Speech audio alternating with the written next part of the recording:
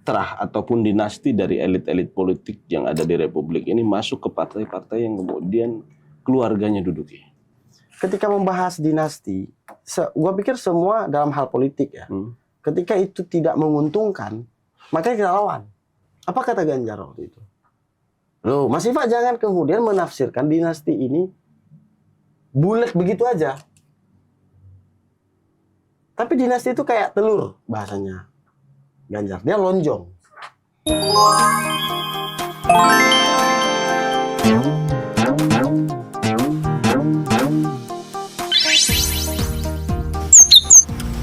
Oke Dir ya, kita mulai. Mau apa yang dimulai? Ya, ini obrolan kita. Kalau ada yang dimulai, biasanya ada yang diakhiri. Makanya lebih baik jangan dimulai. Karena apa? Yang dimulai lalu diakhiri itu kan pas diakhiri itu nggak enak. Iya. Ada sedih, ada sakit gitu. Tapi beginilah kira-kira ya. Kira-kira. Itu nanti dijadiin thumbnail lah ya. Kira-kira. Banyak hal di 100 hari lu sudah bilang. Banyak hal juga tentang A dan B lu sudah bilang. Tapi bicara politik, bicara partai politik di Republik ini, gua kira lu sangat jarang membahas itu. Bicara partai politik, partai politik, peran dan lain sebagainya. Ya. Dan tadi gua sempet lihat-lihat, gua baca lagi tesis gua ingat tesis lu tentang dinasti, ya. Pelembagaan dinasti di PDI Perjuangan kalau nggak salah. Lebih tepatnya dinasti politik Soekarno. Dinasti politik Soekarno dan pelembagaan partai. Jadi bukan dinasti yang jadi lembaga, tapi ada hubungannya. Ada hubungannya dengan lembaga pelembagaan partai. Pertama yang mau tanya, dari tesis lu itu, kejauhan. Dari tesis lu itu, bagaimana kemudian dinasti politik terah Soekarno di Republik ini pertama? Pasti lu bahas juga dong di Indonesia dan di PDI Perjuangan terutama kan? Iya, karena dinasti politik Soekarno itu ya sekarang terjadi di PDI Perjuangan, nggak ada di partai lain. Walaupun misal keluarga Bung Karno, anak-anak Bung Karno ya, ada Bu Rahma misalkan sempat bukan di PDI Perjuangan. Nah, tapi yang kemudian menjadi turun-menurun itu ada di PDI Perjuangan. Oke. Turun-menurun maksudnya. Tapi kalau satu dua individu keluarga Bung Karno ada di partai lain, tapi tidak, dominasinya itu tidak kuat seperti yang ada di PDI Perjuangan. Kita ngomongin PDI Perjuangan ya, bukan PDI secara utuh ya dari 1973 itu ya. Oh ya, karena kan dulu kan PDI diklaim menjadi PDI Perjuangan kan setelah reformasi. Setelah ya Bu Mega menjadi ketua umum PDI. Iya. Makanya kan kemarin ulang tahunnya itu 52 tahun kan. Iya, hitungannya menjadi PDI Perjuangannya kan baru setelah Bu Mega jadi ketua umum tahun 97 ya. Iya, tapi kan partai berubah nama itu kan setelah 99. Ya, setelah perubahan nama partai, karena di tahun 99 itu PDI itu juga ikut pemilu 99. Jadi PDI ada, PDI Perjuangan juga ada. Katanya blok Suryadi sama blok Megawati lah. PDI Suryadi, PDI Megawati. Nah, lanjut. Lu bagaimana kemudian melihat demokrasi di tubuh partai politik hari ini? Melihat pertama, melihat. Yang kedua, kalau kemudian Republik ini bicara sistem yang digunakan adalah demokrasi, menurut lu di partai politik harus demokrasi atau tidak? Harus pemilihan atau tidak? Ataukah ya menurut lu bagaimana lah? Kalau ataukah kesannya kan gua ngarahin gitu. Kan gini, demokrasi itu bukan berarti pemilihan langsung. Sepakat. Demokrasi bukan berarti voting. Oke. Banyak form, banyak bentuk dari demokrasi.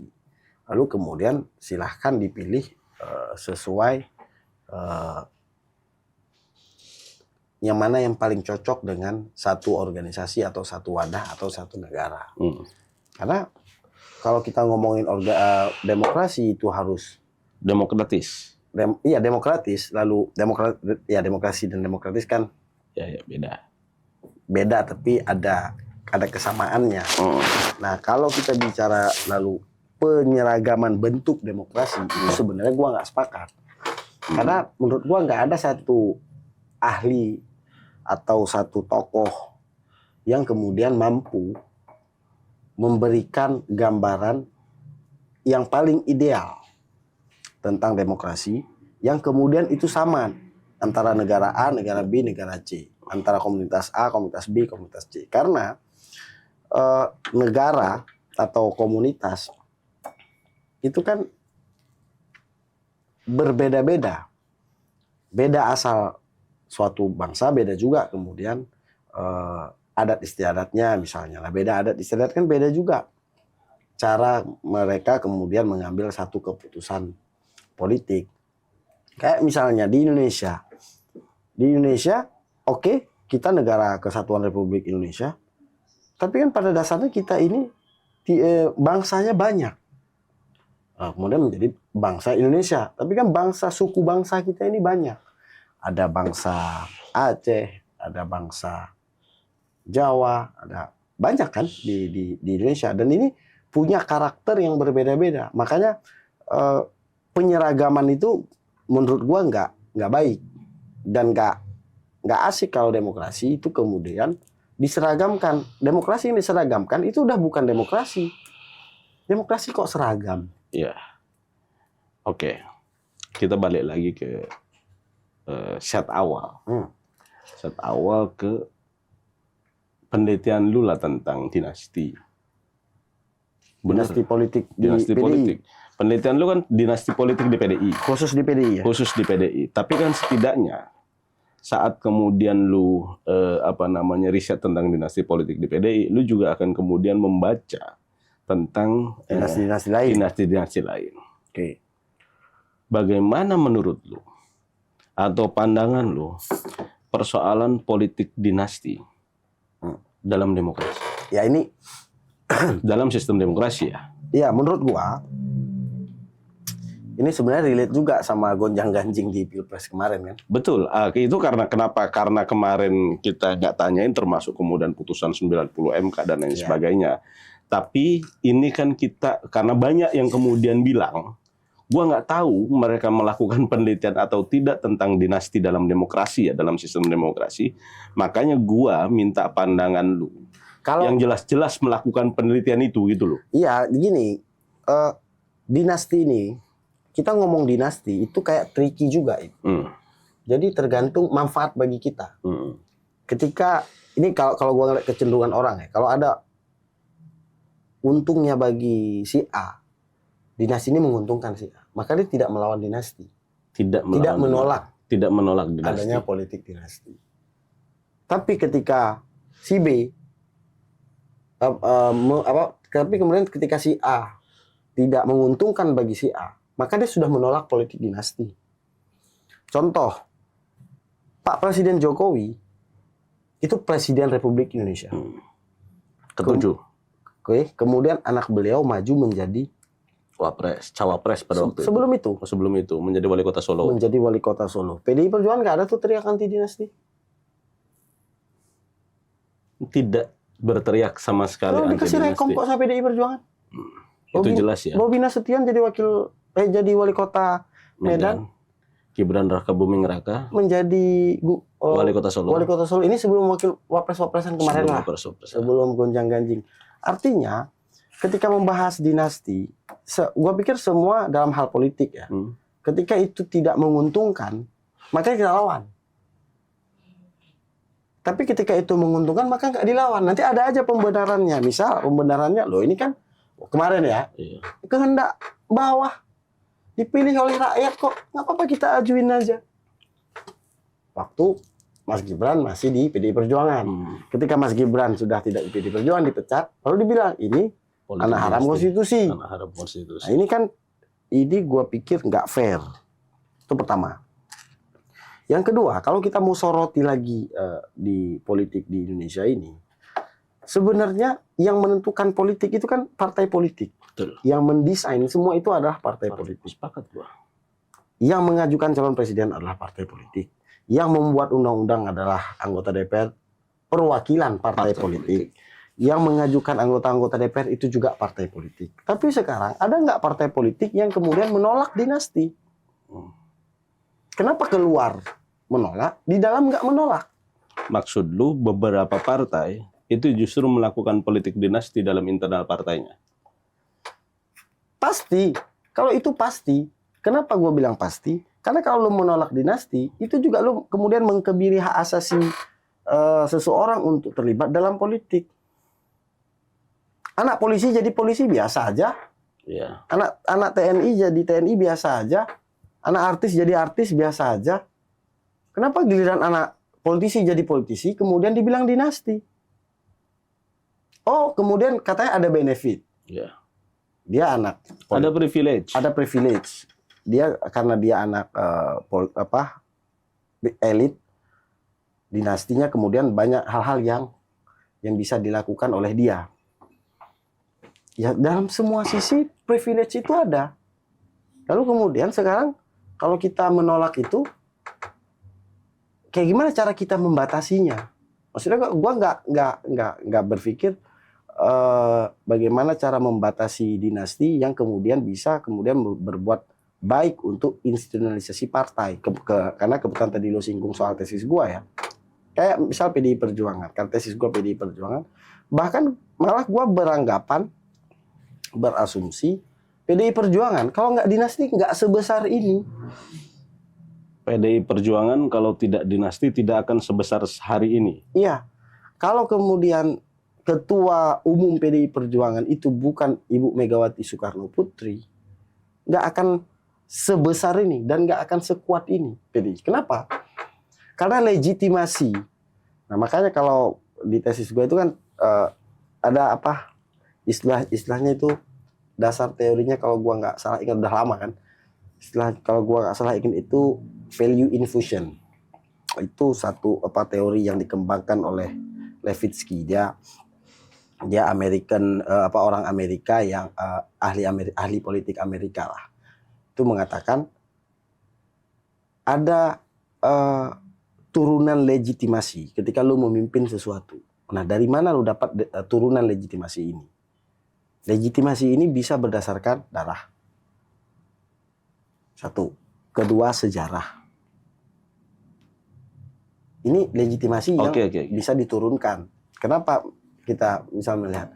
Kita secara tidak langsung juga pasti akan menghormati anak pahlawan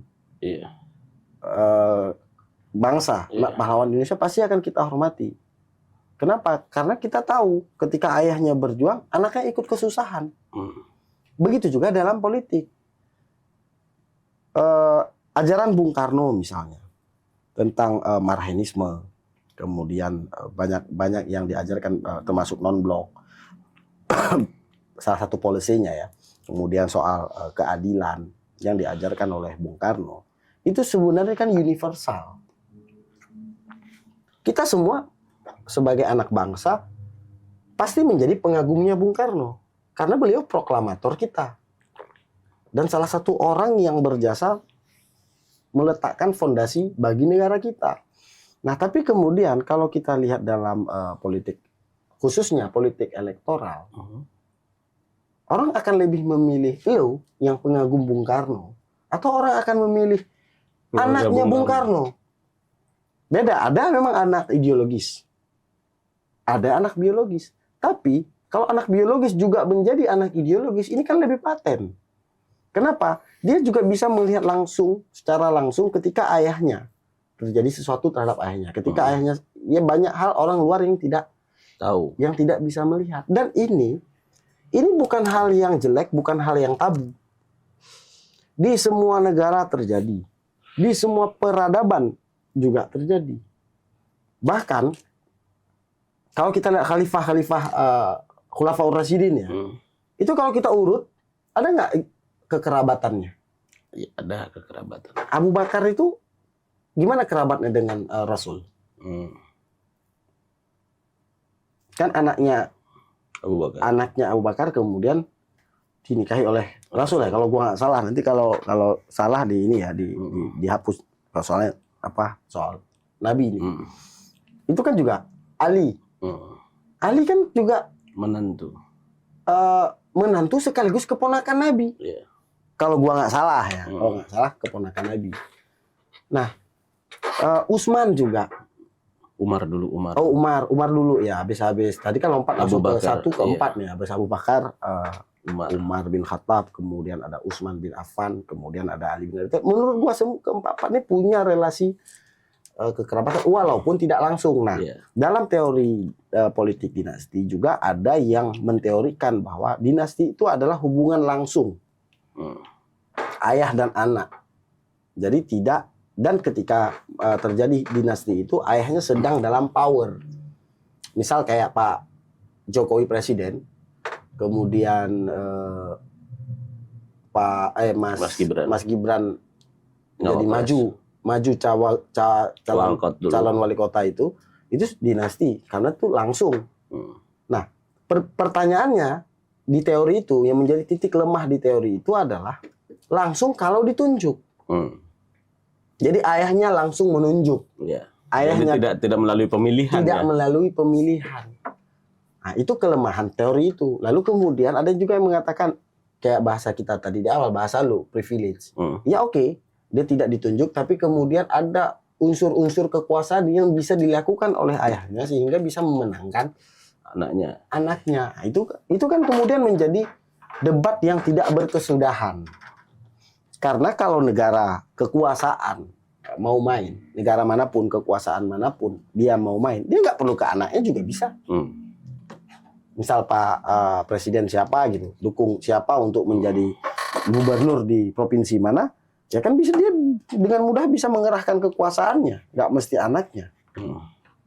Cuma kan ada legitimasi tadi yang tidak terpenuhi. Kalau gua ngelihatnya gitu, jadi nggak ada urusan antara dinasti dengan demokrasi itu sama sekali nggak ada urusannya. Belum tentu juga kerabat itu akur-akur aja kok. Almarhum Gus Dur sama Caimin. Iya. Pernah dipecat kan Caimin? Iya. Dan Caimin menggugat. Yang digugat kan bukan orang lain. Kecuali Gus Dur tidak ada hubungan kekerabatan dengan Caimin. Dan sekarang di Indonesia semua partai itu punya sebenarnya garis dinastinya, garis keturunannya. Semua partai ada. Bahkan partai yang sangat dalam tanda petik sangat demokratis. Kenapa? Karena selalu gonjang-ganjing. Liberal lah. Nah, sangat liberal lah. Ketuanya bisa berganti kapanpun. Golkar lah. Ya kan? Lagi enak jadi ketua, ternyata udah ganti ketua. ini katanya mau ganti ketua lagi. Ya kan? Itu info A1 katanya mau ganti ketua umum Golkar. Ya kita dengar gitu. Ya A4 lah kayak kertas lah ya. Nah itu juga ada kan? Ada juga nggak ada partai yang kemudian ada aturan bahwa kalau keluarga lu atau orang tua lu lagi di partai menjabat, lu nggak boleh masuk partai itu dan nggak boleh menjabat. Kalau ada peraturan itu justru merusak hak asasi demokrasi. Merusak demokrasi ya.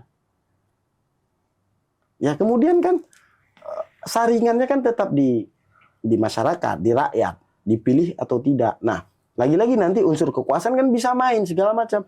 Ya, oke, nggak main unsur kekuasaan. Nanti ada yang bilang main unsur uang. Iya.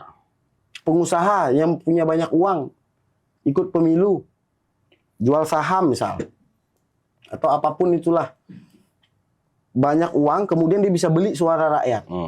Sama kan? Apa bedanya? Kalau rusak, tidak ada satu sistem pun yang kemudian 100% perfect. Sistem politik. Karena kan politik itu selalu berubah-ubah. Sistemnya juga nggak boleh nggak berubah. Iya. Nah, tapi ketika ini tidak perfect, maka jangan kemudian dicari kambing hitam yang tidak bermanfaat bagi dia. Itu udah menjadi kambing hitam.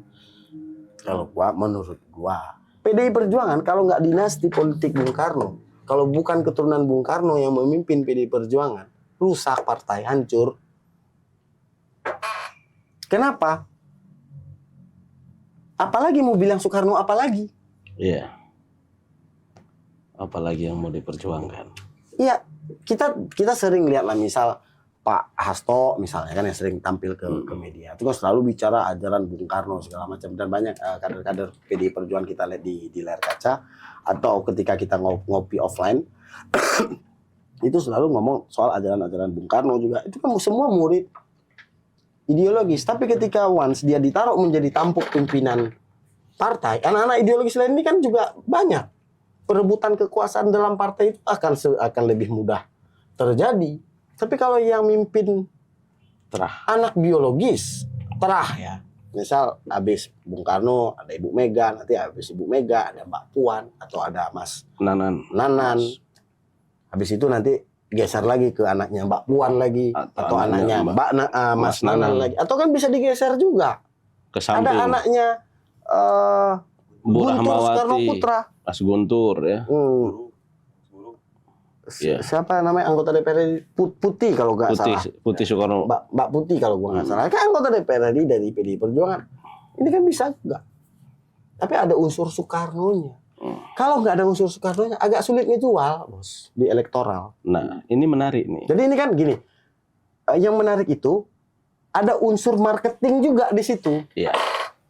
Ya, jadi politik kalau nggak bisa dijual kan bukan politik. Jokowi, gue langsung Pak Jokowi aja. PDI tidak akan sebesar ini kalau kemudian ketua umumnya bukan dari dinasti Soekarno. Menurut hasil penelitian tesis gua. Nah, artinya tesis lu di 2016 itu menjawab gunjang-ganjing hari ini. Ya, gunjang-ganjing hari ini yang banyak yang bilang kalau Pak Jokowi mau jadi ketua umum PDI Perjuangan. Ya nggak mungkin. Nah, nggak mungkin ya. Ya artinya sudah menjawab itu. Kalau kemudian yang jadi ketua umum PDI Perjuangan itu Pak Jokowi, maka lu bisa pastikan PDI Perjuangan tidak akan sekuat hari ini. Enggak. Dan Pak Jokowi nggak akan mau ngambil alih PDI Perjuangan. Mungkin Pak Jokowi kalau beliau mau jadi ketua umum mungkin lebih milih gabungin partai-partai non parlemen itu menjadi satu gitu. Kalau partai-partai non parlemen itu digabung kan banyak juga itu. Ada misal partai Gelora, partai PSI, apalagi Partai Umat, PBB, P3 itu kalau digabung juga persentasenya banyak. Jadi Masyumi jilid 2 dong? Kan udah campur-campuran di situ, nggak bisa Masyumi dong, nggak cuma Masyumi di situ. Atau jadi PDI jilid 2? Enggak lah. Kalau nggak mungkin, nggak juga. Gue yakin elit partai di level itu, ketika kongres partai juga pasti nggak akan berani. Coba sekarang di elit PDI Perjuangan, siapa yang berani ngomong ganti ketua umum? Nggak ada yang berani sampai hari ini ya. Nggak ada yang berani. Bahkan malah beberapa DPC ataupun DPD PDI Perjuangan sudah menyatakan tetap Ibu Megawati.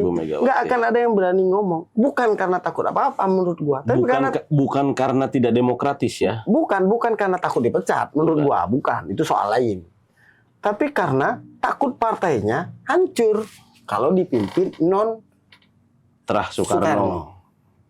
Non dinasti Pak Soekarno. Kalau gue jadi kader PDI juga gue lebih milih dipimpin oleh terahnya Bung Karno. Enak kita ngejual, jadi marketing politiknya tetap jalan. Tidak ada yang salah menurut lo ya ketika kemudian terah ataupun dinasti dari elit-elit politik yang ada di Republik ini masuk ke partai-partai yang kemudian keluarganya duduki. Yang salah kalau itu dibatasi. Jadi memang udah aja gitu deh, bebas saja. Pemilu itu kan hukum besi dalam demokrasi Indonesia ya, maksud gua. Kalau itu salah, itu pasti tidak disenangi oleh rakyat. Kalau tidak disenangi oleh rakyat, PDI Perjuangan itu nggak mungkin Jadi nomor 1. hari ini, nggak mungkin jadi partai papan atas terus. Kemudian juga kalau tidak disenangi oleh rakyat, udah pasti ditinggal. Nah sekarang kita lihat partai lain, Demokrat. Ketika Pak SBY ketua umum, Mas Ibas, seingat gua pernah menjadi sekjen Demokrat, ayah dan anak. Waktu itu kalau gua nggak salah ingat, nanti kalau salah dikoreksi ya. Kalau gua nggak salah ingat, 2010, setelah kasusnya Anas Urbaningrum, 2010 Anas Urbaningrum berkasus, kemudian partai di take over oleh Pak SBY. Ya akhirnya Pak SBY ketua umum, Mas Ibas sekjen partai. Walaupun itu untuk persiapan kongres waktu itu kita lihat. Tapi kan ayah dan anak juga masih eksis hari ini partai Demokrat. Walaupun Pak SBY udah bukan presiden. Sekarang anak Pak SBY juga kan ketua umum Demokrat, Mas Ahy. Apalagi kalau kita lihat Nasdem misalnya, juga kan Nasdem juga terlihat sedang mempersiapkan suksesor Pak Surya Paloh, Mas Prananda Surya Paloh. Iya kan, bukan Willy. Iya. Walaupun lebih famous misalnya. Iya. Ya karena kita aktivis kan taunya ya aktivis aja kan. Tapi kan atau bukan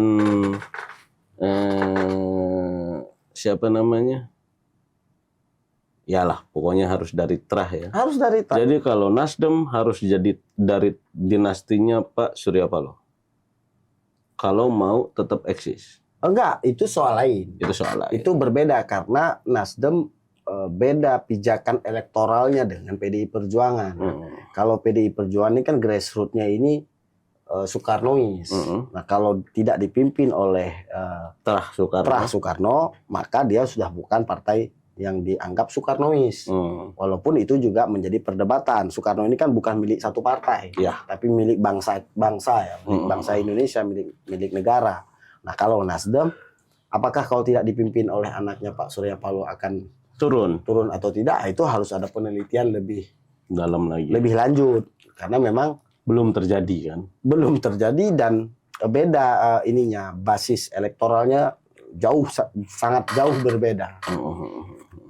Bang, ini nih sebelum abang jauh, kan di obrolan sebelumnya yang bahas PDIP nih, ada ramai juga komen kita di kolom komentar. Ada yang tanya, kan abang waktu itu secara eksplisit ngomong bahwa yang pakai baju hitam 3 orang, Ibu Megawati Soekarno Putri, Puan Maharani, dan Mas Prananda. Nah, ada yang nanya, memang itu kan satu darah itu, memang apa sih perbedaannya kalau dari 3 itu yang memimpin? Nah, pertanyaannya itu, bisa nggak bang jelasin? Emang apa sih bedanya PDIP? Akankah PDIP berubah warna, berubah corak, atau tiba-tiba sama-sama aja? Nah, coba bang, karena kan bentar lagi kongres PDIP nih. Itu kan kalau kita tangkap pertanyaan itu kan pengen bilang gini. Jadi kalau Ibu Mega bukan ketua, antara 2 lah ketuanya. Ya. Kalau enggak Mbak Puan, Mas Nanan. Nah, akan ada perbedaan nih. Kalau Mbak Puan gimana? Kalau Mas Nanan gimana? Karena kan yang sudah menjadi perbincangan publik itu kan ini 2 blok yang berbeda, Mas Nanan dan Mbak Puan. Nah, ada yang bilang kalau Mbak Puan ketua umum partai menggantikan Ibu Mega, maka PDI Perjuangan pasti akan berkoalisi dengan Pak Prabowo, bekerja sama dengan Pak Prabowo. Tapi kalau Mas Nanan yang jadi ketua, partai PDI Perjuangan akan menjadi partai kembali menjadi oposisi. Karena banyak yang bilang Mbak Puan ini kan ayah beliau itu kan almarhum Pak Taufik Kemas ini sangat luwes dalam politik. Beliau ya sebenarnya beliau salah satu negarawan ya, karena mampu menyampingkan motif-motif kekesalan pribadi demi kelayakan satu bangsa. Karena kita tahu waktu Pak SBY presiden itu, Pak Taufik Kemas itu salah satu tokoh yang ketua MPR juga. Ketua MPR waktu itu ingin menggabungkan, merekatkan hubungan antara Demokrat antara Pak SBY dengan Ibu Mega. Cuman ya beliau sudah duluan dipanggil Allah kan. Tapi kalau menurut gua sama aja. Baik Mbak Puan atau Mas Nanan yang jadi ketua umum PDI Perjuangan. Besok kongres di tahun ini pasti akan koalisi sama Pak Prabowo. Kenapa alasannya? Kesamaan platform. Kesamaan platform. PDI Perjuangan mungkin nggak akan mau koalisi sama Pak Jokowi. Tapi kan presidennya Pak Prabowo. Enggak. PDI Perjuangan gimana koalisi sama Pak Jokowi? Orang Pak Jokowi diusung oleh PDI Perjuangan. Ya, sekarang. Oh, hari ini. Itu kan kayak kasus Gibran kemarin. Iya. Jadi sama aja menurut gua. Tapi ini yang jadi ketua umum masih Ibu Mega nih. Agak bold statement tuh. Jadi menurut abang tetap Ibu Mega nih. Tetap Ibu Mega. Berarti ada isu-isu di luar sana, media kan kalau kita cek sekarang gila banget itu. Nanti ya, nanti gini, ini kan jejak digital tuh kan nggak akan habis ya. Beberapa jejak digital siasat kita kan terbukti benar ya. Anies tidak maju gubernur. Benar. PDIP Benar. tidak mungkin calonkan Anies. PDIP tidak mungkin mencalonkan Anies. Benar. Benar. Banyak hal yang kita bicarakan benar. Kemudian ini partai-partai semua akan bergabung. Benar. Walaupun ya Nasdem tinggal kan menyisakan dua nih, Nasdem sama PDI Perjuangan ya. Nasdem tidak mengajukan, tidak ada menterinya, tapi pasti ada lah Pasti ada konsensinya. Ya, pasti ada konsesinya apa gitu. Kali ini juga boleh disimpan. Ketua umum di Kongres PDI Perjuangan besok, Ibu Megawati Soekarno Putri. Musyawarah mufakat. Iya, karena kan gini, di PDI Perjuangan ini kan sistemnya ini demokrasi terpimpin lah. Itu di PDI Perjuangan. Itu meminjam istilahnya Bung Karno ketika beliau jadi presiden dulu. Indonesia ini harus demokrasi terpimpin. Nah, itu juga debatable. Sebenarnya istilah demokrasi terpimpin itu juga debatable. Baik atau buruk nih konotasinya. Tapi kita nggak usah bahas itulah karena itu sudah bukan di konteks ini kan bukan di konteks hari ini. Nah, jadi sistemnya itu ya nggak pernah voting di PDI Perjuangan. Di PDI Perjuangan nggak ada voting. Jadi semua kemudian yang punya hak suara ini mengajukan ke atas nih siapa. Ya udah kemudian di atas di DPP itu nanti akan dimusyawarahkan gitu. Ya udah. Kalau Bu Mega masih berkenan, ya Bu Megawati ketuanya. Nah, soal dinasti satu hal juga. Sekarang kalau kita lihat tadi, semua yang dipersiapkan ya, anaknya Pak Surya Paloh, anggota DPR. Dipersiapkan terus kan disuruh latihan pidato kan. Kan ada tuh yang Bhinneka Tunggal ini waktu itu ya, yang sempat viral. Nah, itu viral di publik. Menjadi tertawaan di mana-mana, tapi sebenarnya itu menjadi pembelajaran yang sangat bagus bagi anaknya Pak Surya Paloh. Kenapa? Dia belum jadi ketua umum aja sudah pernah dibully nih. Jadi ketika once dia ketua umum, dia tahu bagaimana menghadapi bulian. AHY. Sekarang kan baru kelihatan nih AHY. Oh, memang AHY ini cocok ketua umum. Baru kelihatan figurnya. Dibandingkan ketika AHY pertama kali terjun ke dunia politik di 2017 Pilkada DKI. Kan banyak juga yang ngebully Pak Mas AHY itu. Bilang kayak guru olahraga lah. Kalau kampanye Pilkada sibuk lompat-lompat dari panggung aja kayak orang mau konser gitu loh. Itu bulian-bulian itu kemudian menjadi bahan bakar. Kemudian menjadi ilmu pengetahuan bagi Mas AHY. Sampai akhirnya Mas AHY kayak hari ini. Sekarang siapa kalau kita lihat Demokrat yang lebih pantas dari AHY? Iya sih. Nggak ada. Memang AHY paling pantas jadi ketua umum Demokrat hari ini. Jadi kan orang juga sudah nggak akan ngomong lagi soal anak Pak SBY. Karena Mas AHY sudah membuktikan dirinya mampu. Sudah menjadi diri sendiri lah ya. Begitu juga PDI Perjuangan. Mbak Puan kurang apa? Ketua DPR RI pernah. Menteri pernah. Ketua fraksi pernah. Kan dari bawah tuh. Iya. Sama lah kayak sebenarnya kayak Bu Mega anggota DPR dulu kan dulu begitu. Nah Mbak Puan juga gitu. Nah ya, yang agak nggak pernah ada jabatan publik itu kan Mas Nanan sebenarnya. Tapi kita nggak boleh kemudian menghakimi Mas Nanan tidak layak memimpin partai gara-gara nggak pernah menjabat publik. Karena siapa tahu nih polisi-polisi PDI yang mengkreasikan semua Mas Nanan. Iya. Kebijakan. Main behind the scene-nya ternyata semuanya Mas Nanan, bukan Mbak Puan. Iya. Jangan Ganjar dari Mas Nanan. Jangan-jangan Ganjar. Nah, ada nih karena lu sebut Ganjar ya. Waktu gua wawancara lah ini. Waktu penelitian ya. Oh iya, waktu wawancara tesis. Jadi gua wawancara Ganjar lah. Waktu itu ada acara GMNI. Si DPR RI ya? Mas Ganjar ya? Gubernur Gubernur Jawa Tengah. Gubernur Jawa Tengah. Oke. Dia datang ke Jakarta, asalnya di Jakarta. setelah acara GMNI, gua diajak makan sama Pak Pak Ganjar. Oh, jadi wawancara kita jadi wawancara itu mulai dari kita jalan menuju restoran itu sampai kemudian kita sambil makan. Nah, yang menarik statement Pak Ganjar ya. Waktu itu gue nanya, jadi baik nggak nih dinasti ini? Ke Pak Ganjar di PDI. Apa kata Ganjar waktu itu? Loh, Mas Iva jangan kemudian menafsirkan dinasti ini bulat begitu aja. Tapi dinasti itu kayak telur bahasanya Ganjar. Dia lonjong. Nah, dia bisa bergeser ke kiri, bisa bergeser ke kanan, tapi dia tetap bentuknya itu tidak berubah. Jadi dia waktu itu kebetulan salah satu menu makannya itu ada telur bulat. Telur rebus itu loh. Jadi gua nggak tahu apa itu memang cocoklogi atau gimana ya. Jadi dia menggambarkan telur itu di meja digini-giniin sama dia. Jadi dinasti itu bisa ke kanan, bisa ke kiri, kadang bisa baik, kadang bisa buruk. Ketika itu Mas Ganjar nggak secara clear bilang dinasti politik di PDI Perjuangan itu baik bagi PDI Perjuangan. Tidak secara clear. Tapi Mas Ganjar menganalogikannya persis seperti telur. Bisa baik, bisa tidak. Kalau bulat itu semuanya sama. Tapi kalau telur tidak, dia lonjong. Lama gua cerna statement Ganjar.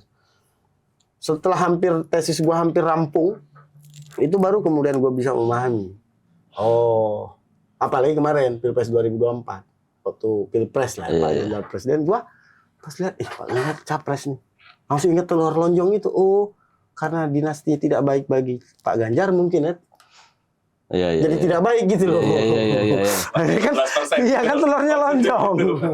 Iya.